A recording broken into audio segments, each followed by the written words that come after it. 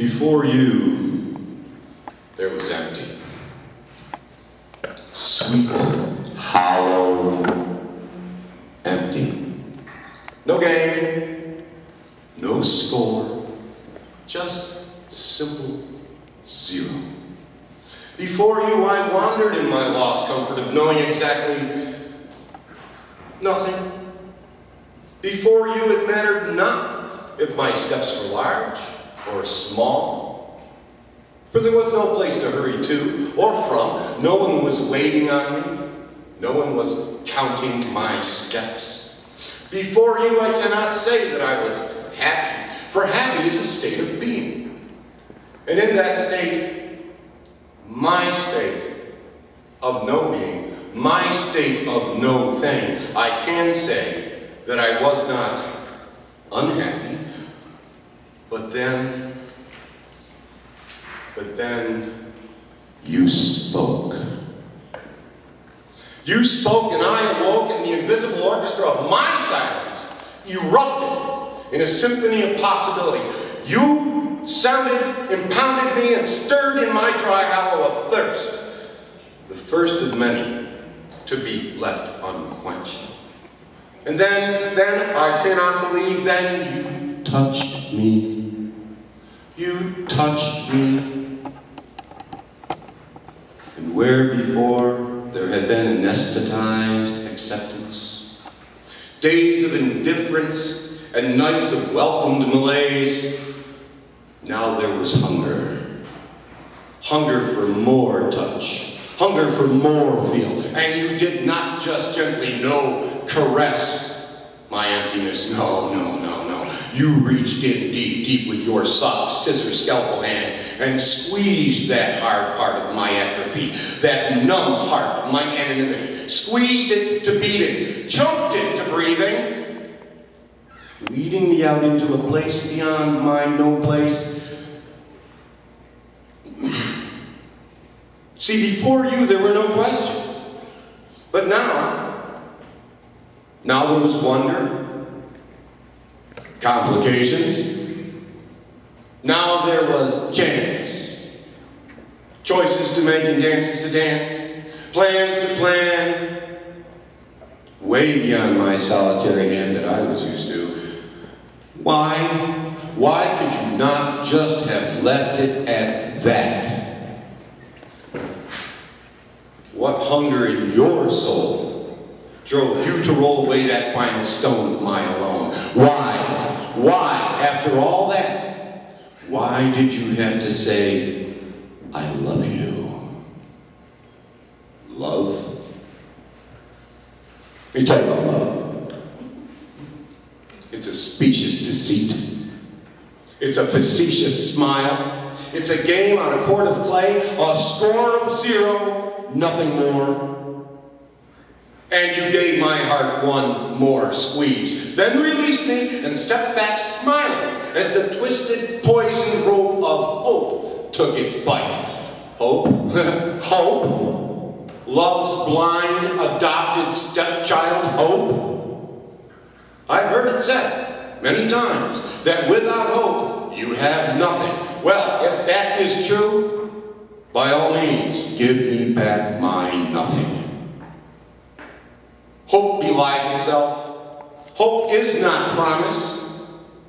Hope is a manure bed of ineffective defecate where the eternal spring acid rains of maybe, maybe not, feed the blossoms of my pain. And love thrives on hope. Haven't you foolishly believed that it will sustain you? But there is no true nourishment in that nostrum. Only flotsam on an otherwise empty strand of wait and see, wait and see, wait and see. Before you, there was no hope, no love. And now that you have freed me from my lack of need, now you leave me flitting away to follow your elusive hope elsewhere, taking my swollen hungry heart with you, a trophy, atrophy, of no small value. You leave me alone outside the comfort of my once numb no place. You leave me with music which only reminds me of your touch. now long gone. You leave me with empty hope, where once, before lost love, there was sweet hollow. Hollow, hollow, and mellow dark. You leave me, and what remains is a man half full of half empty. Crippled by passion, kneeling and hobbled by feeling, reaching out in a vain vagary towards the cold, dim glimmer of the receding glow of your chandelier of stars.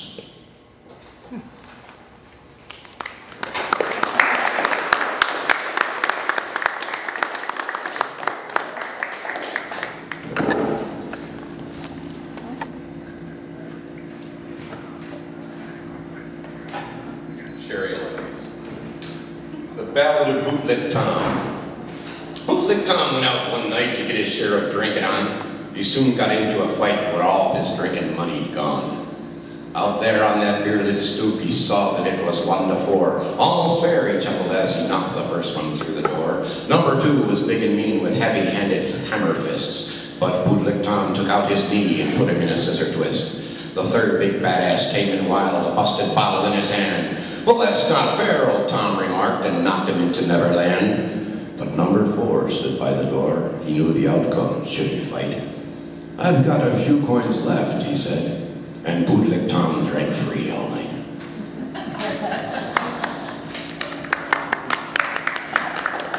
The last verse of an Irish drinking song. He staggered from the bar stool to ask a lass to dance. Alas, he'd had too many more. He did not stand a chance. A chance was all a fraction. Hell, he could hardly stand. He took out 14 tables there and headed towards the band.